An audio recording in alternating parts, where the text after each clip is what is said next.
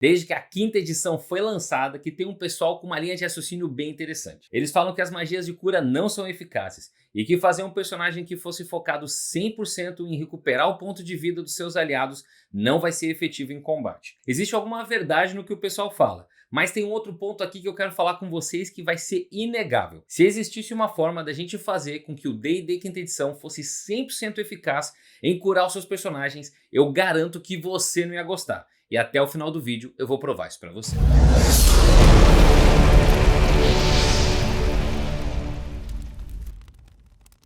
O primeiro ponto aqui dessa linha de raciocínio é o seguinte, que as magias que dão dano sempre serão superiores às magias que recuperam vida.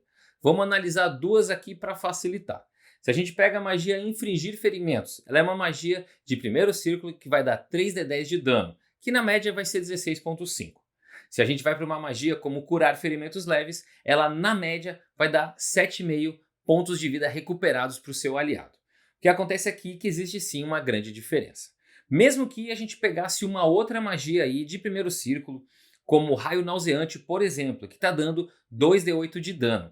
Essa magia, na média, vai estar causando 9 pontos de vida. Ainda assim, seria superior ao Curar Ferimentos Leves. Mesmo a gente aumentando os níveis aí e indo castar essas magias como se fosse de segundo círculo. Aí, no caso, Infligir Ferimentos estaria indo para 22 de média e Curar Ferimentos Leves para 12. Mesmo assim, a gente ainda teria sim uma discrepância entre os dois. E ao longo de todo o tempo, de todas as magias, de todos os círculos, a gente sempre vai ter as magias dando muito mais dano do que a gente consegue recuperar. Mesmo quando a gente chega em níveis altos, como no nível 6º, onde o clérigo vai ter a magia Heal, que vai curar aí 70 pontos de vida. No mesmo nível, vai ter a magia também Desintegrar, que vai tirar aí 75 pontos de vida na média. Então a gente sempre vai estar dessa forma. Quando a gente chega no nono círculo, a gente tem a magia Heal, Mass Heal na verdade, né? Que seria a cura completa em massa. Essa magia sim seria possível de você curar 700 pontos de vida na maneira que você pudesse escolher. Mas quando a gente está chegando aqui, existem magias também como Desejo ou Palavra de Poder Matar, que sim vão acabar com o personagem de uma vez só. Então, na verdade, as coisas não vão ser muito equiparáveis e quando a gente está tratando de magias de nono círculo, a gente passou bastante do ponto, porque raríssimas vezes a gente vai jogar nesse nível. Então o que acontece é que sim, as magias que dão dano vão ser superiores às magias que curam quando a gente analisa elas uma contra a outra. Outro ponto que surge nos fóruns dessa linha de raciocínio é o seguinte: se eu retirar um inimigo do campo de batalha, seja porque eu estou evitando que ele faça uma ação ou porque eu estou matando ele, eu estou evitando que ele dê pontos de dano nos meus aliados. Vamos dar um exemplo simples aqui para ilustrar bem o que esse pessoal quer dizer. Vamos dizer que a gente está enfrentando um orc. E um orc aí, na média do dano, ele vai dar 9,5 de dano, que seria 1d12 mais 3. Mesmo que eu quisesse curar o guerreiro depois dele receber a porrada, ainda assim a gente teria um déficit de 2. Mas se eu tivesse evitado esse orc aqui de atacar o guerreiro, ou porque eu matei ele, ou porque eu fiz alguma magia que tirasse ele do combate, na verdade eu estaria prevenindo esses 9,5 pontos de dano de serem administrados. E nesse caso seria muito mais efetivo do que eu curar o guerreiro após o dano ser administrado. Isso aqui passa a ter bastante sentido quando a gente analisa os combates, que em média vão ter entre 4 e 5 rodadas de duração. Se eu retiro um oponente de uma rodada dessas, eu estou tirando ele entre 20 a 25% do total do combate. E vai fazer uma super diferença quando a gente calcula os danos totais realizados no final de um combate de D&D. E esses dois pontos aqui ilustram bem o fato de que a cura não vai conseguir vencer da quantidade de dano que é dado. Então vai valer a pena você fazer outras coisas que não somente curar para ajudar o teu grupo. Isso não quer dizer que a cura vai ser totalmente ineficaz a ponto de você não utilizá-la em combate. Muito pelo contrário, existem algumas situações que a cura vai ser muito benéfica para o teu grupo e você vai querer fazer questão de utilizar ela, porque isso sim vai causar um impacto muito positivo no final do combate. Um desses pontos aqui é o seguinte: toda vez que um aliado teu cai a 0 pontos de vida, ou seja, ele está inativo dentro do combate e não está mais fazendo nenhum tipo de ação, isso prejudicaria muito o seu grupo, que está sem alguém para dar dano, está sem alguém para fazer uma magia e está perdendo uma das pessoas. Assim como a gente tem o benefício de retirar um inimigo, o grupo inimigo vai ter um benefício quando retira um dos nossos aliados do combate. E é nesse caso que a magia, por exemplo, Palavra Curativa, seria muito eficaz. O fato de você trazer para de volta do combate um dos teus aliados para poder fazer as ações dele vai valer muito a pena. Porque como o D&D funciona, se um personagem tem 1 ponto de vida ou 50, ele pode funcionar da mesma forma. Isso quer dizer que com uma magia simples, que nos custa uma ação bônus e pode ser feita à distância, eu estou trazendo um aliado de volta para que ele tenha toda a sua rodada para agir de novo, para dar dano, para fazer magias e para fazer um impacto dentro do campo de batalha, fazendo que a chance que a gente ganhe fique muito maior. Em outras ocasiões, o que vai acontecer aqui é o seguinte: se a gente tem um personagem que está dentro do campo de batalha, muitas vezes a gente trazer ele de volta de 0 pontos de vida pode significar que a gente está colocando ele numa situação ruim.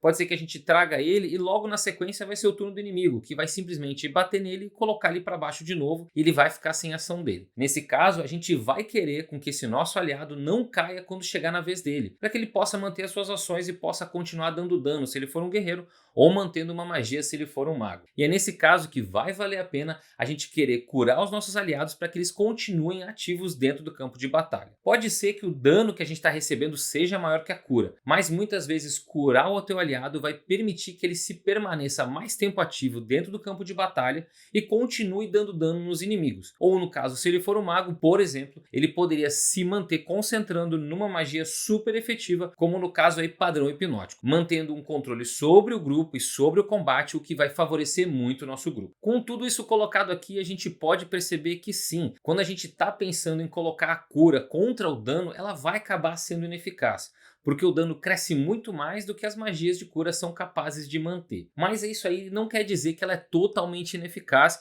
e existem situações onde ela vai ser muito útil e vai manter o teu grupo ativo. Mas tem outro ponto aqui que vai ser muito importante. Se a gente tivesse um sistema que fosse 100% eficaz, onde a cura pudesse mitigar grande parte do dano que é administrado durante toda a rodada, eu acredito que você não ia gostar de ter isso no teu jogo, por alguns simples motivos que a gente vai começar a falar aqui. O primeiro ponto é que a gente estaria dificultando em muito a forma com que o mestre conseguiria equilibrar esses combates aqui e colocar ameaças que realmente representassem algum tipo de perigo para os personagens, uma vez que ele tem que contabilizar com o fato de que sim, os personagens estão se recuperando a cada rodada, estariam quase de vida cheia apesar de tomarem diversos ataques. Isso faria com que os combates durassem muito mais tempo e corressem o risco de ficarem monótonos, que é o segundo ponto, uma vez que a gente dependeria de certas situações para fazer com que esse combate ficasse excitante e ficasse animado. Em terceiro lugar, o que aconteceria aqui seria o seguinte: quando esses curandeiros são provados que são eficientes e realmente vão ajudar o grupo a se manter ativo durante o combate, isso poderia criar uma forma com que eles fossem presença obrigatória nos grupos de RPG, criando quase que um padrão de se jogar.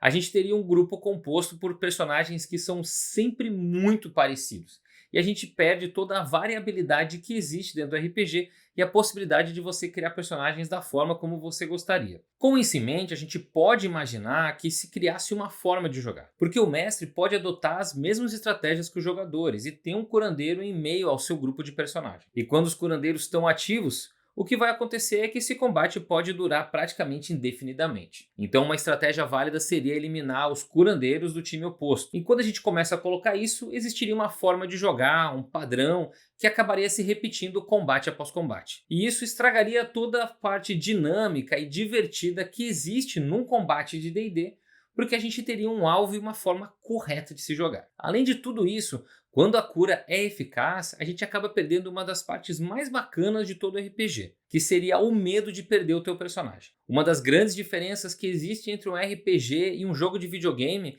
é que não existe como você salvar o seu progresso e poder voltar depois se as coisas derem erradas. Se você falhar numa salvaguarda, se você perder o teu personagem, se ele está com pontos de vida negativo, não importa o que aconteça, você não pode voltar e fazer as coisas de novo. O que significa que existe sim uma chance de você perder aquele personagem e nunca mais jogar com ele.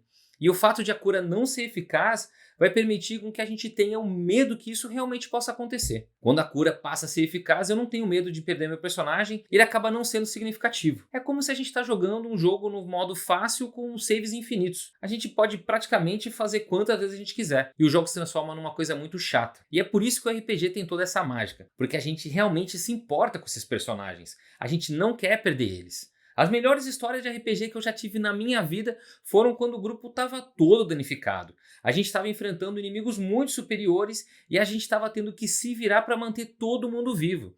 Inclusive, muitas vezes o que pode acontecer é algum personagem se sacrificar para que os outros tenham chance de atacar o chefão. E isso é o que vai transformar as aventuras de RPG em algo muito mais memorável e imersivo que qualquer jogo de videogame que a gente jamais jogou. E são por esses motivos que, se a cura fosse eficaz, a gente nem ia gostar tanto de jogar e acabar fazendo outra coisa. E vocês, se sentiram convencidos de que uma cura 100% eficaz não ia ser legal num jogo de RPG? Coloque aqui embaixo o comentário de vocês. Se vocês têm outras estratégias, outras formas de utilizar cura, ou magias, ou coisas para agregar no vídeo, coloque nos comentários e vamos conversar. No mais, como de costume, pedir para todo mundo curtir, compartilhar, comentar e divulgar a palavra do Noite Jogo, porque toda vez que vocês fazem isso, ajuda muito a gente a manter o canal e continuar fazendo vídeos, que é uma coisa que a gente gosta muito. Então, pessoal, eu realmente nunca sei o que falar no final dos vídeos. Muito obrigado e até a próxima.